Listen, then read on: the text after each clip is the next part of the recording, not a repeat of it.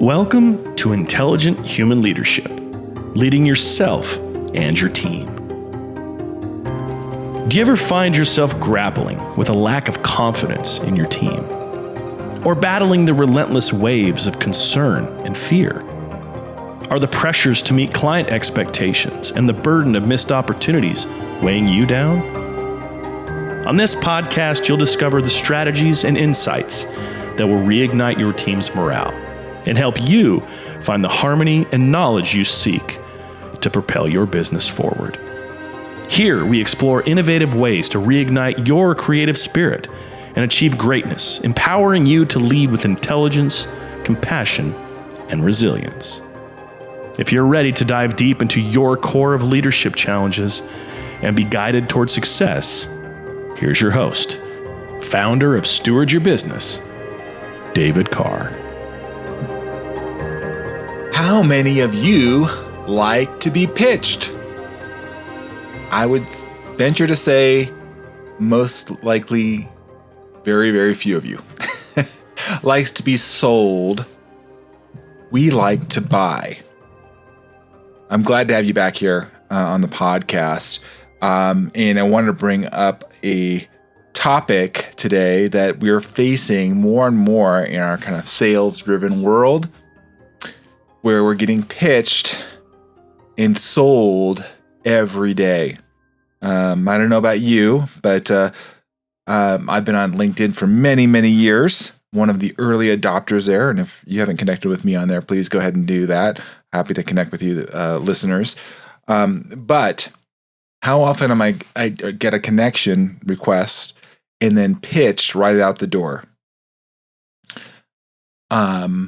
Or maybe you get an email.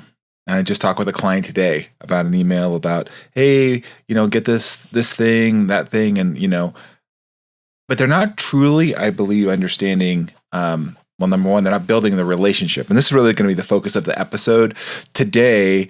Is how do you build relationship over opportunity? How do you be that person that is actually prioritizing that relationship over the sale of the opportunity? To me, that's huge, and particularly in professional services, it's vital. I've actually been talking with quite a few folks recently in the area of business development, building relationships, connections. How do we make these connections? And it doesn't start with transaction. I'll just put it that way. Very rarely does it. Cold calling, cold selling is a tool,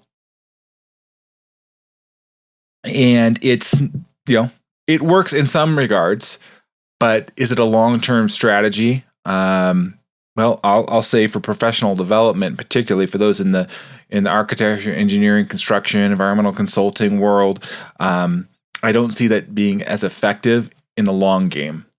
So I want to unpack this with you in this episode of the Intelligent Human Leadership, which again, I'm grateful that you guys are back here. But remember, this is the premise of the whole podcast, is that we know ourselves better to lead ourselves.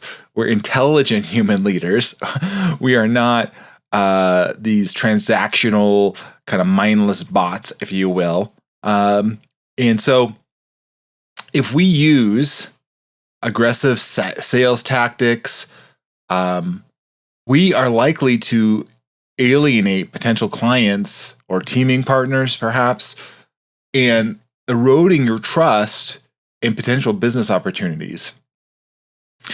Now, this can be additive over time. So if I've been in this industry for so long, over 20 plus years, if you have somebody on your team that is really pushy like this, it's going to be a big turnoff. And those relationships that you have nurtured and developed potentially over years could be eroded quickly if you're trying to do hard sales. And especially if you're trying to manipulate, a guilt trip. How many of you have got these emails that say, well, you didn't respond to my email. What's going on? I mean, and I never asked for their email to begin with. I didn't seek you out, and now you're trying to make me feel guilty for not responding to you. And I wasn't even asking for it to begin with. So you need to build relationship, and we'll get more into some ways we can do this here later in the episode. But I want you to kind of really grasp the problem or the gravity of, if we're not building relationships and we're just seeking opportunity, how does the person know we're looking at their best interest? How do we know that they're looking for our highest good? This is why I came and started working with a company called Giant as a certified guide, is because, number one, they believe this foundational principle: build relationships over opportunities. And how do you know that? How can you even get to the highest and best good for the client who you're serving when you're just trying to sell them something? Now, you may have a great product or a service, but if you don't understand their challenges and problems and how it would apply, you have generically maybe how it could work, but really understanding them and where they're at, it's a real miss. This can deeply impact your brand reputation or marketing in the industry. How many of you have ever been hard sold on a multi-level marketing, for example? It's typically, that's one way you find it. And then you're like, man, I'm going to hear that company, I don't even want to go touch them. Or even I've never interacted with them, but I've heard other people have negative interactions. And then they're like, no, I'm even going to entertain them. Even though they may have fantastic products and resources, it's because of the sales tactics, not building relationship and understanding, that they've eroded trust. So there's this, external view. I always like to look things in different ways, but I want to look at that there's this way your company will be affected and how you will be even perceived, obviously in how you're interacting with people, if you're making it about transactions. If you're not thinking about this also, the emotional or psychological toll that this is taking on those that are selling, if they're prioritized to get just the sale, right? Just get this in, and they're not creating the value and understanding who they're selling and why they're selling and how it can really benefit them, and understanding where the person's at. You're causing them to be transactional. It's very stressful. And so when they're doing that, we are prone to manipulate, maybe not intentionally, but think about the toll that it takes on you or the person, because they're manipulating themselves in order to get a result that is not in the best interest potentially of their client, but they're also they're trying to make themselves as a seller, using these tactics that are not natural. They're not in a way of, again, looking at the best interest of the client or teaming partner. And if you keep doing this, it's going to be hard to keep people. Employees will be dissatisfied. Again, anybody that's pushed in a selling role is going to feel kind of dirty about it. They're not going to feel good about it because they're trying to, make it transactional. And, your morale will be affected, and then you'll have more turnover. And then when you start to get even more desperate, like, oh man, we lost more people, now we have to do more sales. So it's kind of a self-fulfilling prophecy if you're not careful about this, and then you're not going to attract key clients or key employees. You need both. And so if you're pushing this so hard and you're losing the perspective of building the relationship before the opportunity, I'm telling you, it's a short-sighted game. You need to look at the long game here and develop relationships. Allow people to say yes to you. And there's a whole other course and talk I could go through, what I call strategic seduction in a good way, meaning how do you reach people by communicating your message, capturing their permission, and you can go down this route of addressing their mindset and the issues there. So what I want you to understand is it starts with building a relationship, providing value before, even you're giving, before you're even taking or trying to sell, and give them the opportunity. This is huge.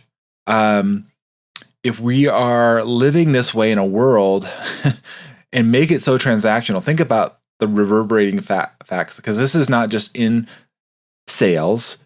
This is in all relationships. If you're we're always selling, if you will, but selling means we learn about the other person, we build the relationship, and then we find out, is there an opportunity for me to provide a service or a product that really meets their need? do I assess where they're at, right? It's understanding, it's asking questions. We're going to get a little bit more in here. But if you're making it all transactional, just think about the cascading effect that has. It's not going to be up in your business. It's going to be in your relationships, your personal relationships, maybe your marriage with your wife or your husband, with your children, with other people in your community. If you're making everything transactional and you're like, well, yeah, you get this and I get that, it's not a long-term strategy for success. This will impact our culture. We already see it now, very much so, where there's a prioritization of profit over people, where we're making things transactional. We're not looking at the highest and best good. Can you do it? Absolutely. Is it sustainable? I don't believe so. I believe ultimately it won't survive. But in the short term, yes, you can manipulate, you can adjust, you can tweak the system. But I don't believe, if you're listening to this podcast, you're that person. You're looking to leave a legacy. You're looking to empower those in which you serve. And that is what we're about here on the Intelligent Human Leadership podcast and the community of Steward Yourself and the coaching program that I created, is to create a space where we rise up together and we go farther together than trying to manipulate and be transactional. We want you to be the smartest, most intelligent human in the room so that you can lead others and show them examples of how you can transition from being transactional to building the relationship. So how do we do this? There's different ways, and I can get into some specifics with you today, but I want you to kind of think about this premise of where these things go if you're not paying attention to this, and then you start to get transactional and lose sight of building the relationships. Building trust is so key because in today's age, we are not trusting. There's a lot of noise in the system. And so how do you separate the wheat from the chaff, so to speak? How do we get clearer and know we can actually trust somebody? Well, it takes time. It's just, it takes ability to ask questions and be curious and to learn. For me, it's really important about that. I need to hear and ask questions and learn. Where are you at? What's working? What's not working? What's a pain or a problem you're facing? What do you really want? What's your desired outcome, right? Be curious and listen, and then be realistic. Can you actually deliver on that? Maybe or partially, or maybe not. Maybe you're not the best fit. I so appreciate those that I've met over the years that recognize and say, you know what, let me talk with you, but yet I'm not trying to sell you anything up front. I just want to see if there's even a fit here, right?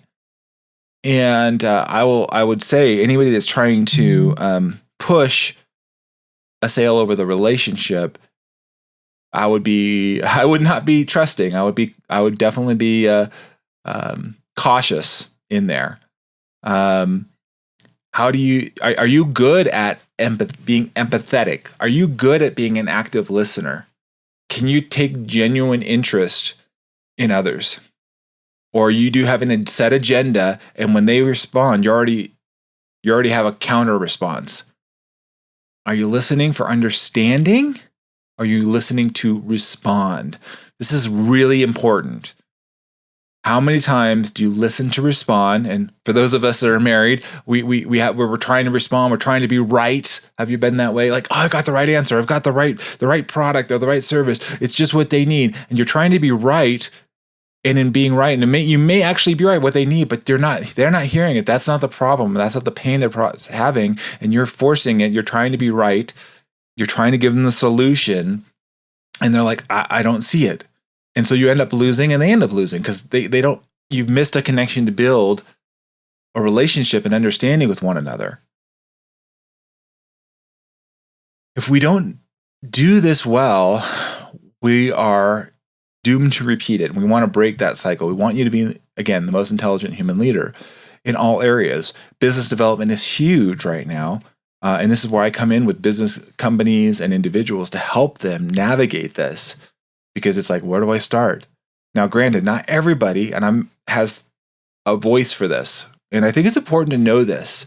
I've talked about your leadership voice, understanding your voice. Go back to It is, I'm looking at my notes here, episode 6, I believe. Yeah, go back and look at that. But one of the tools I use, and if you guys are interested, just message me and I'll send it to you free. It doesn't cost anything, is your five voices, which are leadership voice. If you're a nurturer, if you're a guardian, if you're a connector, pioneer, a creative.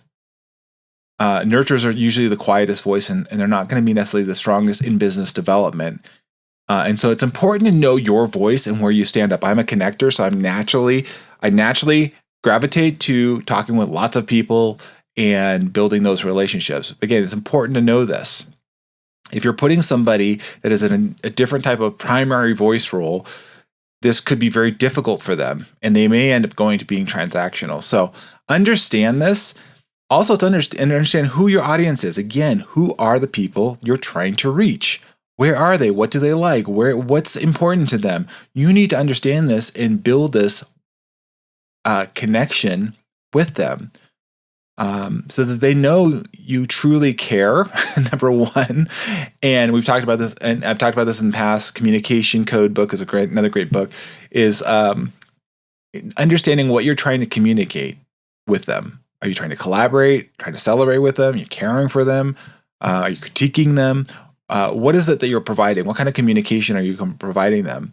So again, if you're not adept at this, and not everybody is, and that's okay. That's why you have a coach or a consultant, and that's where I can help you. And I like I said, I can't solve everything on this podcast. I wish I could. I can't, but at least I can give you some tools and some things to consider. So that way, the next time you have an opportunity, you think about the relationship first, not the opportunity.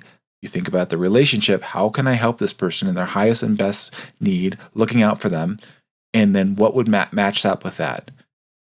And not just trying to say, oh, I've got this great tool, and who do I find to give this tool to?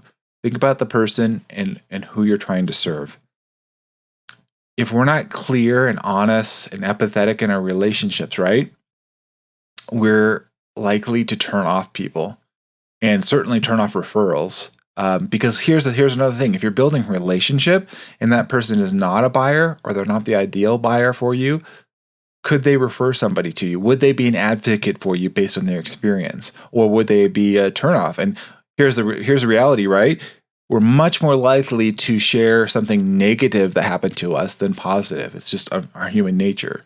Go look on review sites. Yes, there are positive reviews, and I'm so grateful for them, but oftentimes there's lots of negative reviews because people love to share what didn't work well.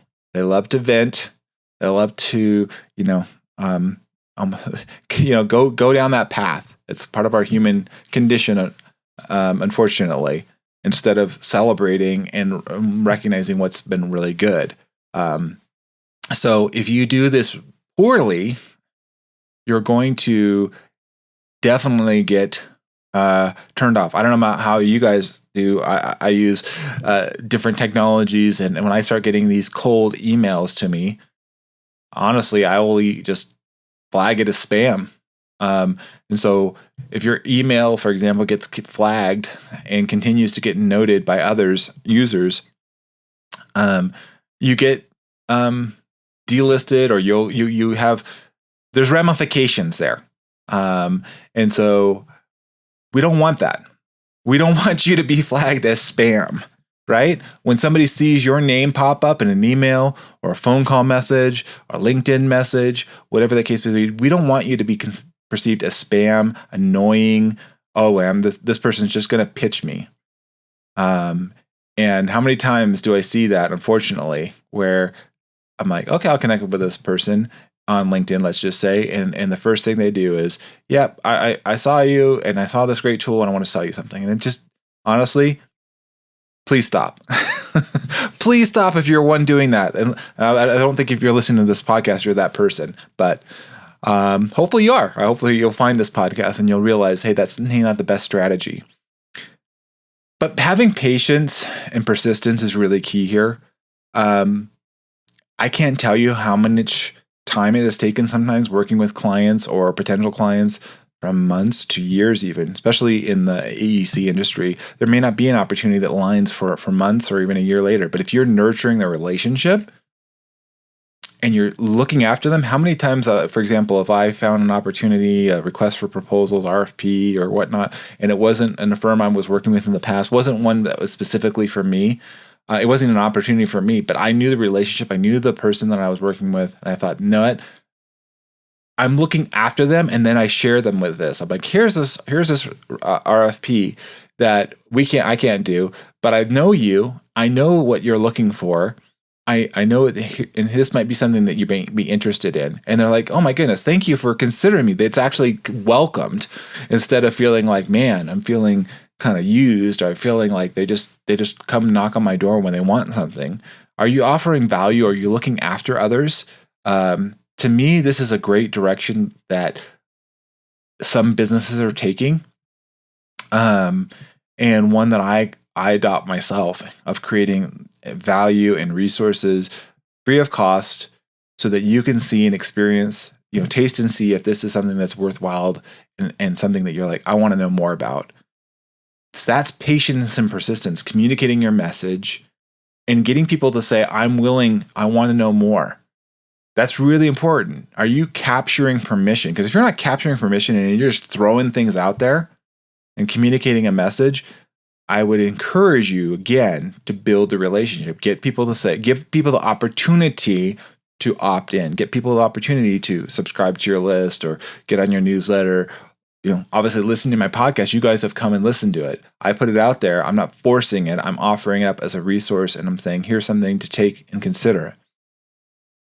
So remember that when you're selling, when you're pushing an item, build the relationship over the opportunity. And if you really are struggling with this area, and if you're put in place of business development, which I was asked, I remember this years ago, hey, come up with a sales plan. Who am I selling to? Who's the client? What market sector? What exactly services should I be selling? Great questions, and one that shouldn't be taken lightly. This is something that I do help small business owners and even individuals address as I come in as a consultant in helping them and helping their teams. Because if you get this right, it's so powerful. And I'm telling you, it doesn't take too many relationships, too many clients before you can really grow and build that get together, that partnerships. Sometimes it's a partnership. Maybe they're not even your ultimate client, but there's somebody that wants to team with you, that wants to work with you, and sees the opportunity and the success together because you've developed an understanding of how you can mutually support one another. So important. There's so many varied services, for example, just in the AEC industry alone, among others. You never know when you're going to need that specialty service or expertise. And so if you're building the relationship and understanding this, that is huge. That's why you've heard of maybe a CRM, customer relationship management, system, some kind of system, relationship management. You're trying to manage these connections and understand them. It takes effort. It takes intention. It's not accidental, at least for those that really want to be successful over the long haul.